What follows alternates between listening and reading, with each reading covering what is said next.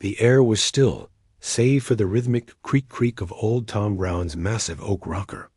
It was a familiar sound on the porch, a steady beat in the quiet of the Ozark Mountains. Beside him, Cousin Rosemary sat on a simple wooden crate, a rhythmic scrape of a whetstone against steel filling the air as she sharpened a skinning knife with practiced, almost casual ease. Every movement was precise, efficient. Perched on Tom's mountain of a shoulder, the tiny Siamese kitten Sugar was unusually quiet.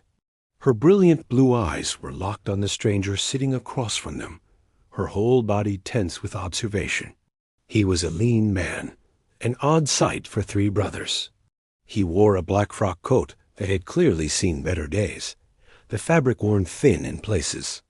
But it was brushed meticulously clean of the red Ozark dust that clung to everything. His mustache was sharp and well-groomed, a stark contrast to the weariness in his eyes. A silver-headed cane, elegant and out of place, leaned against his worn chair. He didn't look like he belonged here, not in the slightest. Yet he sat with the unnerving calm of a man who looked death square in the eye, and didn't so much as blink. He was at home in the discomfort. "Holiday," Tom Brown rumbled, the sound deep and resonant like shifting earth. His shaggy white beard, a wild thing in its own right, twitched with the word. "I heard you were down in Glenwood, healing up. What brings a man of your ... reputation? All the way up to the ridge?" Doc Holliday didn't answer immediately. He raised a silk handkerchief to his lips, and a dry, hacking cough shook his thin frame. It was a sound that spoke of smoky saloons and long, hard nights. When the fit passed, he tucked the handkerchief away, and his gaze shifted, not to the giant of a man addressing him, but to the tiny kitten on his shoulder.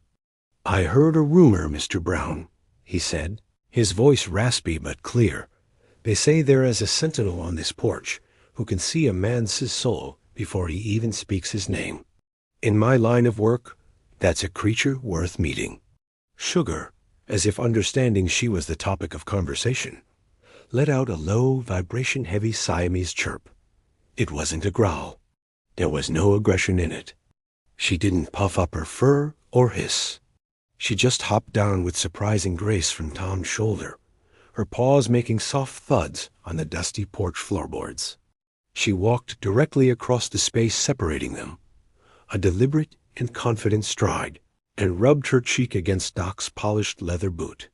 A low chuckle escaped Rosemary, who hadn't even looked up from her knife. The sound was dry, amused. "Seems she likes you, Doc. That's lucky for you." Sugar don't take kindly to men with lead in their hearts, by which she meant men with heavy consciences or ill intent. A ghost of a smile touched Doc Holliday's lips, barely visible beneath his mustache.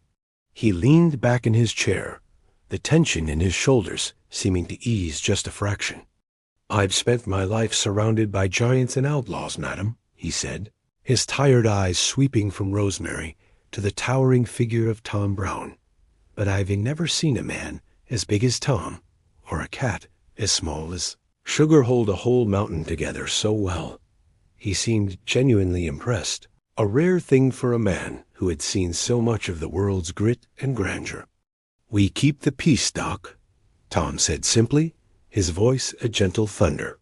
His giant hand, a hand that could snap a pine branch like a twig, reached out with impossible softness to pat the kitten as she hopped back up and returned to his side, curling into her familiar spot. "And the peace," Tom continued, his eyes meeting Holliday's, "is what keeps us." The words hung in the still mountain air, a simple truth as solid and unyielding as the rock beneath their feet. It was the law of the ridge, and the reason they were all still there.